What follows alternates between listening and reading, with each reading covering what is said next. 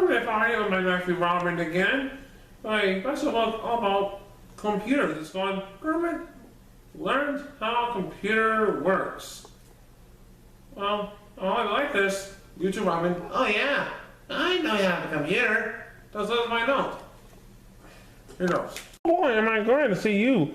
I just got the most exciting thing and I've been waiting to show it to you. Isn't that wonderful? My brand new computer. I can't wait to try it out. Just think of all the things I can do with this. I can write great plays for Piggy, paint pictures of my friends, play songs with Ralph. I can even become the world's best airplane pilot. Sheesh, man, I'm getting a little carried away.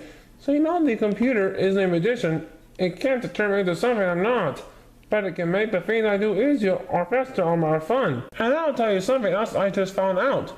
Computers can't think for themselves. Yep, it's true. They can follow orders, but they can't think them up. You probably know that these are computer disks. They haven't made the computer seem so smart. But did you know a disk has a special set of instructions on it called a program? The program tells the computer exactly what to do. A program is like a recipe. It tells the computer how to mix different pieces of information together. For instance, say the computer needs to subtract the number 2 from the number 4. The program will tell it to take the number 4 and then subtract the number 2 from it. Without the program, the computer might subtract 4 from 2 instead of 2 from 4. It might even use the wrong numbers. You know what? You can do so many different things on a computer because every program is a different recipe or set of orders. Some programs tell the computer how to draw pictures, others tell how to form words, some help it make the sounds you hear, and some tell it how to do math. But even though programs tell the computer how to do things, the computer still needs to know what ingredients to work with. And guess who gives the computer the ingredients to use? You do! Let's say you type the word mom on your keyboard. Each time you press the key, the keyboard sends a message to the computer. The M key says I want an M, the O key says I want an O, and the M key says I want an M again.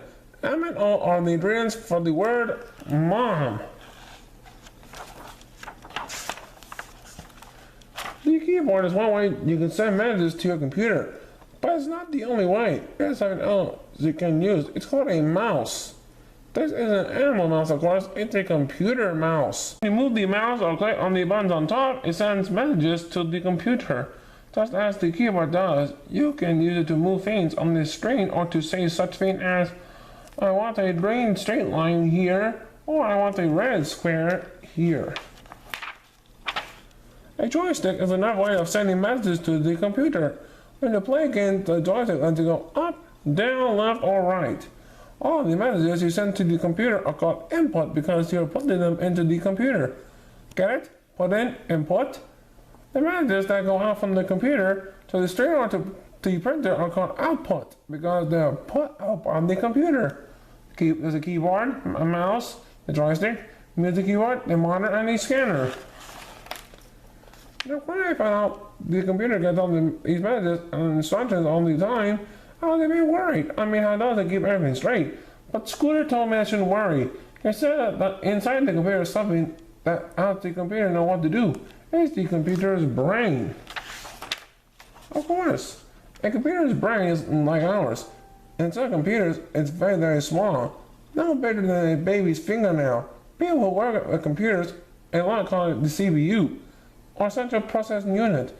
And it's made of a material called silicon. Imagine that we could be small enough to make a wall inside a computer. Then we could really see how it works. Of course, you should never open a computer or anything else with electricity in it.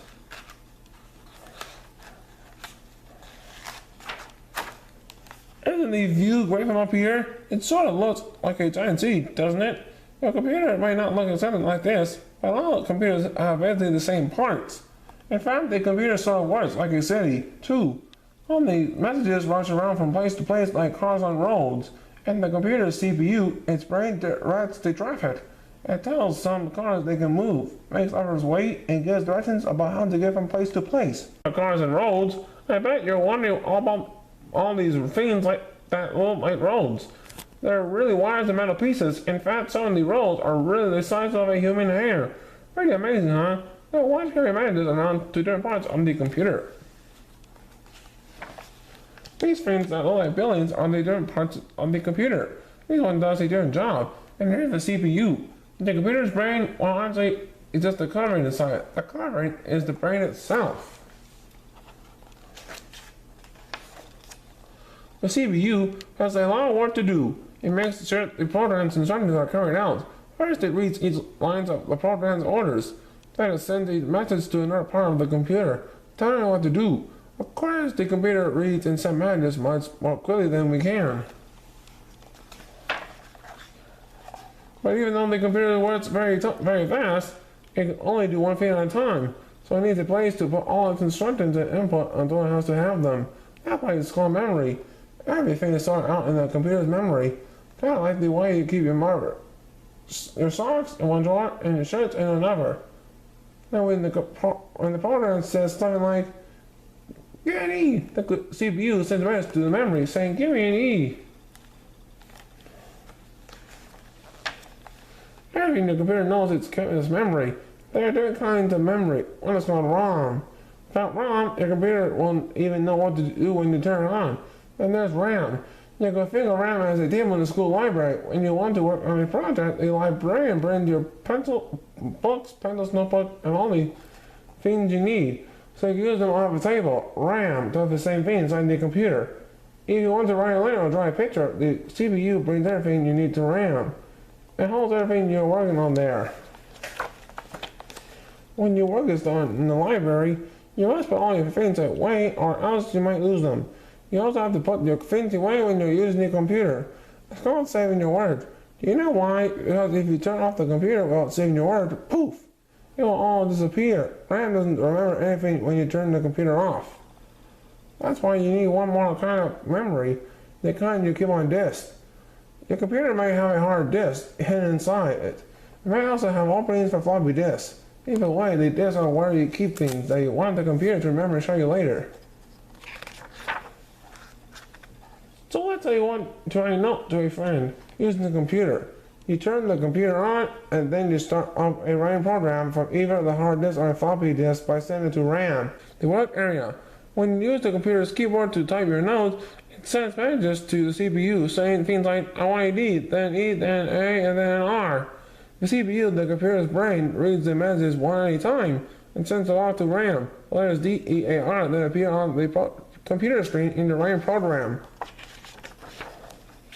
You can also tell the computer you want the letter to send to a printer, so you can give the note to your friend. That's how the computer helps you write letters to your friends.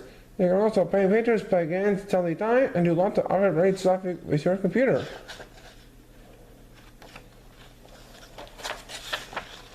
So now that you know the sort of things a computer can help you do, what would you like to do?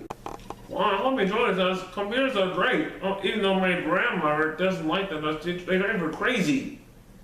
Well, I still use them for my YouTube channel. Yeah, nice videos of Kermit. Well, thank you, Robin. Let's say goodbye. Bye-bye, see you later. Give us a thumbs up. Yeah, see ya.